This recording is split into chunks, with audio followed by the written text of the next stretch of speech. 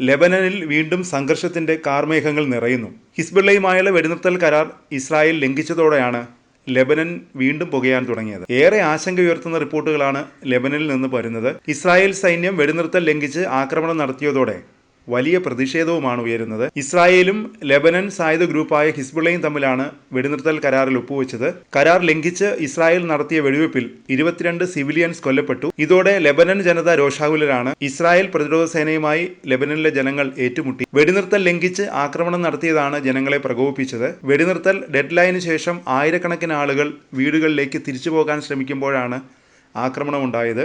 ആളുകൾ തിരികെ വരുന്നത് തടയാനാണ് ആക്രമണം നടത്തിയത്. ഇസ്രായേൽ സേനയും IDFും തമ്മിലുള്ള സംഘർഷത്തിന്റെ ദൃശ്യങ്ങളും പുറത്തുവന്നു. വെടിനിർത്തൽ കരാർ പ്രകാരം ജനുവരി 26-ന് തെക്കൻ ലെബനനിൽ നിന്ന് ലെബനൻ സേന പിന്മാറണമായിരുന്നു. എന്നാൽ വെടിനിർത്തൽ ഡെഡ് ലൈൻ കഴിഞ്ഞിട്ടും സേനയെ പിൻവലിക്കാൻ ഇസ്രായേൽ പ്രധാനമന്ത്രി ബെഞ്ചമിൻ നെതന്യാഹു തയ്യാറായില്ല.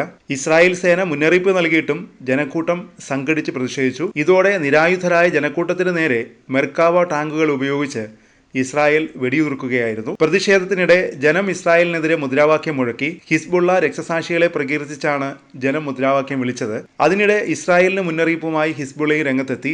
വെടിനിർത്തൽ ഡെഡ് ലൈൻ നീട്ടുന്നത് അംഗീകരിക്കാനാവില്ല എന്നാണ് ഹിസ്ബുള്ള തലവൻ നായിം ഖാസിം പറഞ്ഞത്. ലെബനൻ സർക്കാർ ഡെഡ് ലൈൻ നീട്ടിയിരുന്നു. തുടർന്നാണ് പ്രതികരണവുമായി ഹിസ്ബുള്ള എത്തിയത്. 60 ദിവസത്തെ വെടിനിർത്തൽ അവസാനിച്ചു.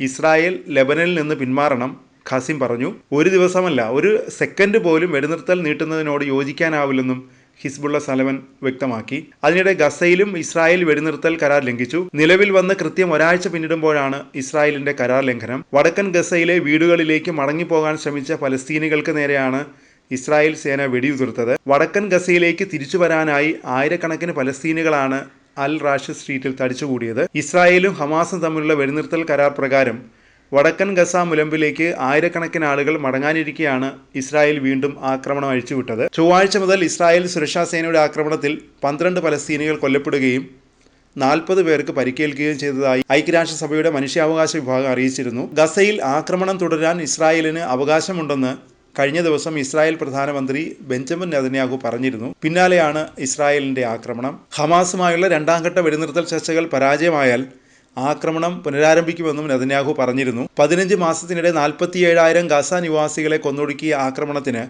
കഴിഞ്ഞ ഞായറാഴ്ചയാണ് താൽക്കാലിക വിരാമമായത്.